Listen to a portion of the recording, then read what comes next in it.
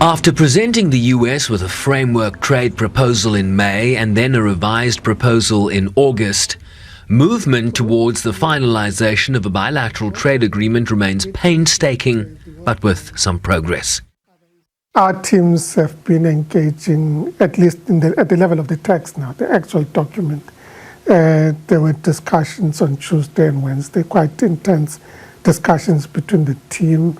By the time we received the report jointly with the U.S. Trade Representative, there were indications that we were making significant progress in terms of the discussions and the way forward. And what's the way forward, you would ask? The U.S. will give us a revised text on the basis of the comments and questions over the past week. We anticipate that that would be given to us early in the next week. It would give us about 2 weeks to consider, to consult stakeholders, sister departments, go to cabinet, get a mandate, and be able to respond.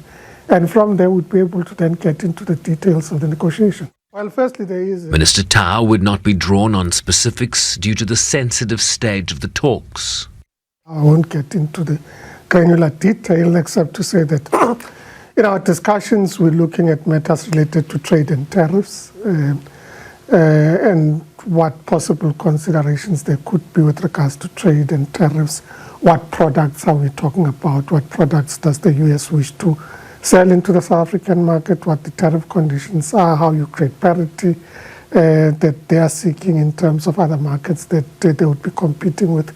But also how you get South African products into the U.S. and what work is being done. So the trade and tariffs issues are ongoing, and there's still some discussions to be had there. The minister indicated that areas of potential U.S. investment into South Africa were also discussed, including critical minerals, unlocking gas and helium production, while we pressed him on whether geopolitical disagreements and U.S. concerns about the country's BEE laws were a factor in these negotiations. It was raised in the initial parts of the discussions, but in the past week it's not an issue that was put on the table. It doesn't mean that it's not going to come up. We're not suggesting that it wouldn't. But I'm encouraged by the fact that we are now in discussion. We're now at a point where we're looking at documents, at text, at proposals, and it's a text-based negotiations. And we would be able to present our side of the story, and of course the US would engage us. Negotiations in their very nature are not easy engagements, so we do anticipate that these would be difficult negotiations, as should be expected. But I think the fact that we're at a point of discussion, and I think on both sides there's a commitment to ensure that we're able to make progress. On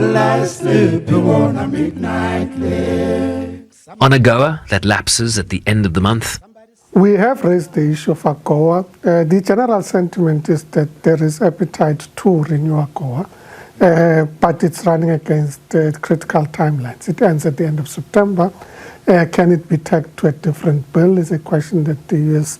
congressmen and women have been asking, and they are considering that and different options about if it does expire, how to renew it as quickly as possible. So it is on the cards. The detail of how it would look like is something that we'd have to engage with at the point that the bill is being presented. But at this point, there is an indication that there's broader appetite to renew AGOA. The South African delegation, led by President Ramaphosa, is expected to engage later this week on the margins of the UNGA in bilateral discussions with leading U.S. companies seeking to invest in South Africa and a trade and investment executive dialogue co-hosted by the U.S. Chamber of Commerce. Sherwin Riceby's SABC News, New York.